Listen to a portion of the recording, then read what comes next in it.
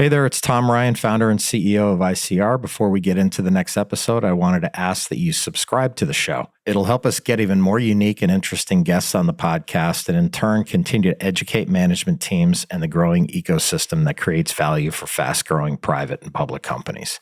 And while you're at it, head over to Apple Podcasts and leave us a 5-star rating. Very much appreciated.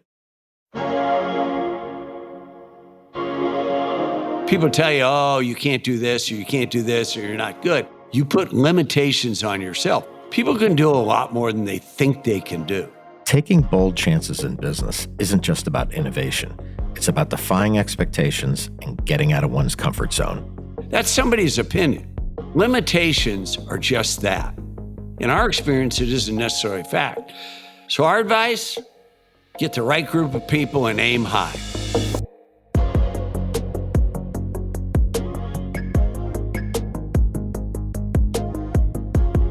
Being a public company can be hard. Small missteps can have outsized consequences. I'm Tom Ryan, founder and CEO of ICR, and over the last 25 years, we've helped thousands of companies understand and navigate the stock market and the media. We'll demystify these and other increasingly complex stakeholder groups so you can focus on what you do best, building your company and unlocking your true potential. This is Welcome to the Arena from ICR. Breaking away from the normal always attracts skepticism, especially from industry veterans, but these risks often lead to the most significant rewards. Our guest today has not only challenged the status quo in business, but he's doing so with fearless commitment and a willingness to be the newcomer in any field. In this episode, we're diving into part 2 of our conversation with Larry Connor, a trailblazer in business and beyond. Larry is an entrepreneur, nonprofit activist investor, and an adventurist, known for founding the Connor Group, a real estate investment firm that thrives on doing things a little bit differently. Last week, we explored Larry's unique approach to leading the Connor Group. Today, we shift our focus to his remarkable journey outside of the business world, beginning with his impactful philanthropic efforts. Let's enter the arena with Larry Connor.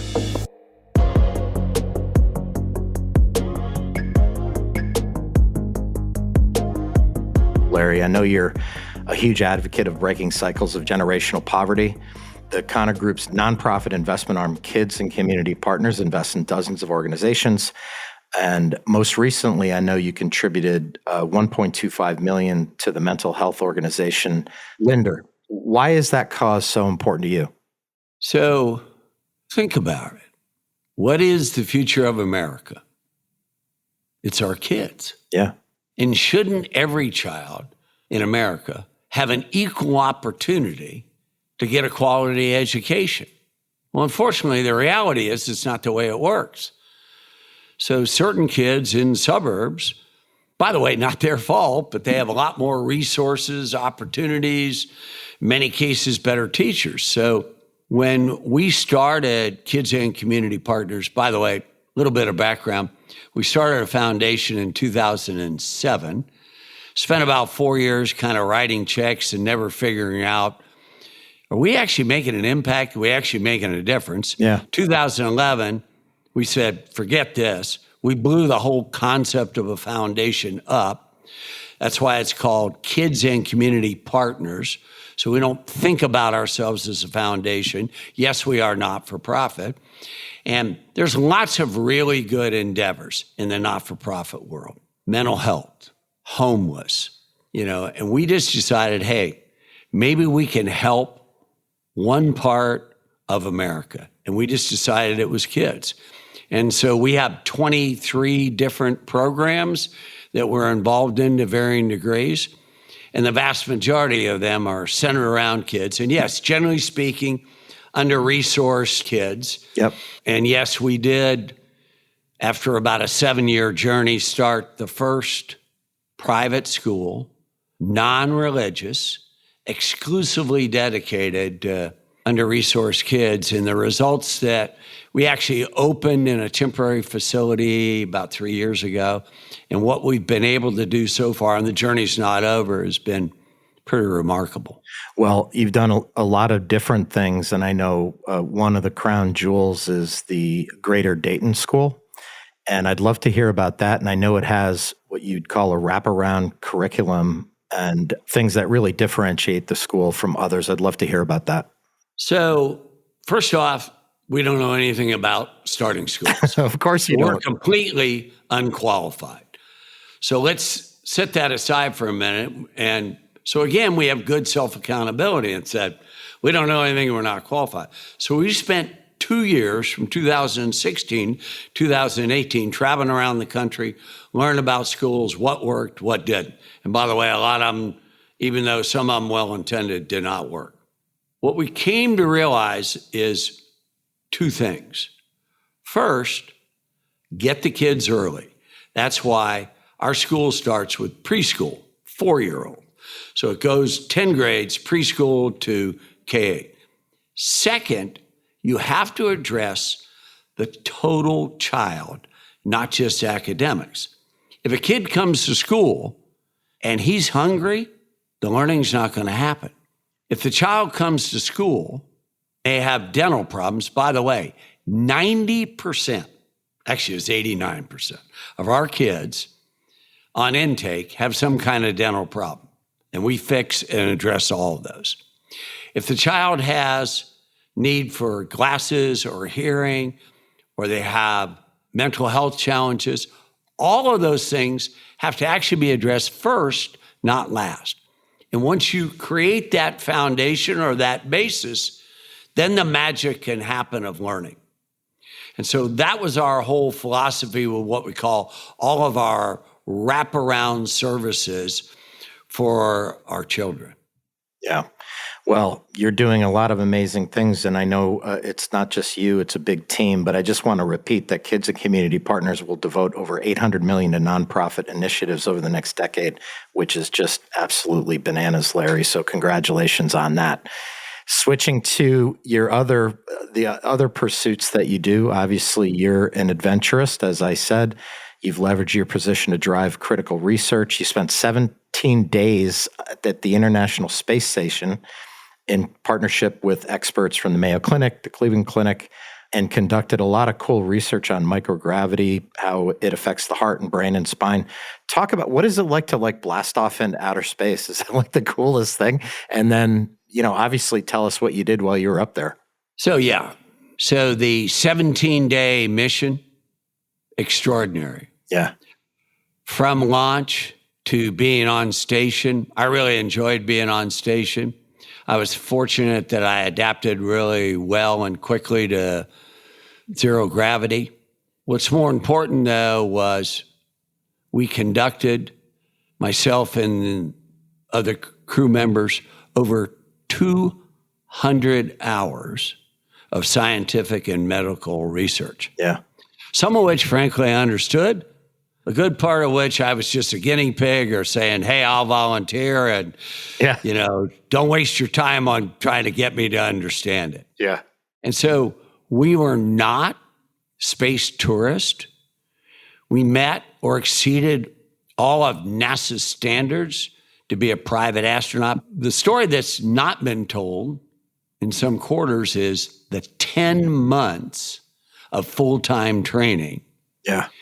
That we did, because we were the first all private citizen mission. Now, the commander, Mike Lopez Alegria, is a Hall of Fame astronaut. Yeah. But the other three of us were a fellow from Canada, a fellow from Israel, and me. We were business people. And so it was very difficult and very challenging. What was the training like? Intensive and overwhelming. Really? So literally, I was the first one because I was the pilot. By the way, that's overrated. But so we would go to NASA one week, then we go to SpaceX the next week. We went back and forth and back and forth. And literally, for the first 3 months, I had no clue what any of them were talking about. Yeah. Because they talk in their own language. They've got their own acronyms. And keep in mind, the astronaut corps is a remarkably talented group of people. You have to have advanced degrees, science, engineering, medical. Well, I have none of the above, and I don't have any advanced degrees. And so I think this is where grit and determination and just hard work comes into play, and learn more and more. And we also knew, by the way, there was pressure. There were a lot of doubters inside of NASA, outside of NASA, that said, this could be a disaster. So there was huge pressure. I'm just guessing that's right up your alley. Like, throw a little pressure on and you got to rise to the occasion, right?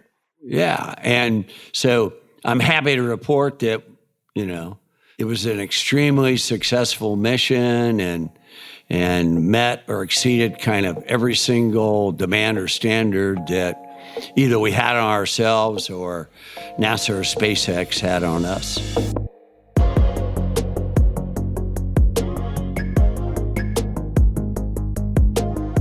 Larry didn't just make it to space. He's also journeyed to the bottom of the ocean in the Mariana Trench, all in the same year.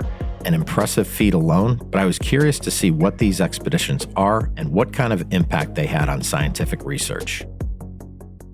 So those were research expeditions. And the backdrop to that was they reached out to me because they had heard about the AX-1 mission and said, look, we have this boat. It's in the Mariana Trench. It's expensive to operate. We have 40 people on board, 7 scientists, and we're trying to defer some of our cost. Would you be interested in doing a dive? And I said, well, I'm not really a tourist, so tell me more. And they connected me with one of the chief scientists, and I learned more and more. So I went back to them and said, look, I won't do one, but if you want to do 3 research dives, then I'm in. And so we ended up doing that over a span of a week. Nobody's ever really done that, by the way. The first dive was to 36,000 feet. Takes about 12 hours. 2 days later, second dive to about 35,000 feet. That was around 11 and a half hours. And then the last dive was to 25,000 feet, but a place no human had ever been to. It was actually an extinct volcano under the surface of the ocean. And we were able to bring back a lot of really valuable research that, again, if you said, well, explain it all, I'll probably do a lousy job of explaining it. But I will tell you the 7 scientists were ecstatic with what we found. Yeah. Well, listen, don't confuse me with the facts. And obviously, between both missions, doing a lot of good in terms of research for society. Just very quickly, Larry, the other thing that I obviously read in your bio was leading a team of 4 U.S. Air Force pararescue specialists at 30,000 plus foot leap from the hot air balloon. How did that happen, and what was that like? So once again, we have another backstory. Yeah. And the backstory of this one was there's a company in Florida called Operator Solutions, which are run by former Air Force pararescue. And these guys are kind of the best of the best. They send them all over the world to get people out of harm's way. They could be military, diplomats, other people. And so they were supporting our AX-1 mission. And so I was talking to them right after our mission was completed. And we started talking about their work. We also started talking about an organization called the Special Operations Warrior Foundation, which is actually based there in Florida, that supports the families of special operators who have made the ultimate sacrifice, whether generally it's education-based. And I said, let's do something special. And so we ended up building the largest hot air balloon ever built in the United States, over 200 feet high. And then we flew that thing, on the record, to 38,000 feet. And then 5 of us were at kind of a plank, stepped off of there, formed a 5-man formation, set multiple world records, and then most importantly, got on the ground. And then if you said, well, that's a great challenge, but we don't do things just for the challenge. The purpose was we raised over $1 million for Special Operations Warrior Foundation. By the way, I would encourage any of your listeners who view this to check them out. They are legit. They've been around for 40 years. They do it the right way, and they're really impactful to these families. Yeah. Well, it's an amazing story. I'm going to kind of veer back to business for my last couple of questions, Larry. I'm an entrepreneur. I started a company 26 years ago, always striving to be better. But what advice do you give people who are trying to really maybe solidify or make their culture of accountability better? Well, I think you need to define who you are. And I think you need to define what's important. In our case, you want to have financial success, but we think there's got to be a greater purpose. Yep. Maybe in helping to help other people, train people, elevate people. Maybe it's not for profit, things like that. And we think you need to be really honest about it. We think you need to decide how you're going to go about it and who you're going to go about it with. And so, for example, if you talk about accountability, honestly, Tom, most people really don't want to be held accountable. Yeah. People like to fail in a group. I read that in the book, and it's so true. That's a big impediment to success. Like committees, right? You don't like committees. We don't do committees. Yeah, exactly. There's not one committee at this company. Yeah. We don't do big meetings. We don't do long meetings. And we don't do committees. And so if you can have self-accountability and accountability to others, the learning can really happen because you'll face what happened, admit what mistakes you make, and that creates the foundation of learning. Yeah. And the other thing that I would say is people can do a lot more than they think they can do. So limitations are just that. You put limitations on yourself. People tell you, oh, you can't do this, or you can't do this, or you're not good. Who says? That's somebody's opinion. In our experience, it isn't necessarily fact. So our advice, get the right group of people and aim high. Yep. I love it. Well, one last question, Larry, and it's a very simple one. What excites you most about the next 10 years? What do you see? At least for me, I always think about the future, and I think about this perfect thing in the future I'm trying to achieve. And how am I going to get there? How about you? What do you see happening over the next 10 years with the Connor Group, Kids and Community Partners, the Dayton School? It all kind of fits together. So I'll give you probably a three-part answer, and maybe we'll go in reverse order. We built the Greater Dayton School not to do a school. We built it to hopefully create a national model and then to help other people in other communities around the country do the same. We're open architecture. We'll tell you everything we've done. We'll tell you everything we failed. We'll tell you what works. We'll help you get off the ground. Now, you got to go out and create the fundraising because it's an expensive proposition. And so our long-term objective is to do exactly that because basically every community in America could use a Greater Dayton School. In terms of the broader base, kids and community, is to make a difference. And to make a difference on multiple fronts in kids' lives. For example, mental health is a national crisis. Children's mental health is a national crisis. Well, for us, we can't stand to sit on the sidelines. So somehow, some way, we've already started into this. We're going to try to be part of the solution. In terms of the Connor Group, interesting story right now. We're in our 32nd year of business. Yeah. Well, our theme this year is change, simplify, and improve. We have 90 plus initiatives going on throughout the organization. By the way, some of them will carry over into 2025 to change, simplify, and improve. And this is a company that's been in business 32 years. I would tell you, we've never had a single year we've had more changes. But that's kind of our culture, and that's our, DNA. 90 initiatives with no committees. I love it. That's accurate. If you're going to move with speed, thoughtfulness, but decisiveness, you need short meetings, 30 minutes or less, 5 people or less, and they're generally either informational gathering or decision making.